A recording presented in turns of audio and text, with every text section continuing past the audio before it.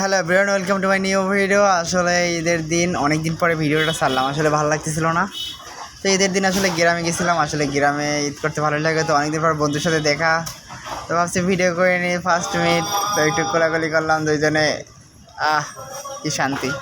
যাই হোক, ফ্রেন্ডের সাথে আড্ডা মাড্ডা ঈদেরটা অনেক ভালোই কাটছে। আসলে গ্রামে এসে প্রতিবার ঈদ করি আর সুন্দর সুন্দর আসলে অনেক দিন পর সবার সাথে দেখা হয়, যেটা ভালো লাগার বিষয়।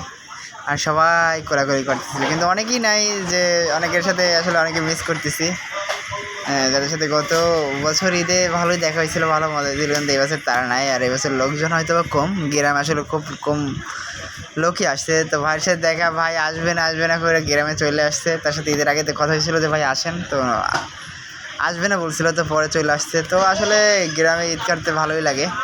তো আপনাদের সবার ঈদ কেমন কাটছে জানাবেন, অনেক দিন পর হইলো, কারণ হচ্ছে মনে তো আছে।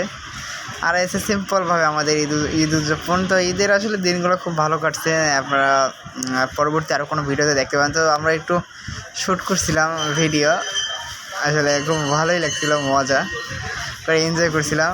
তো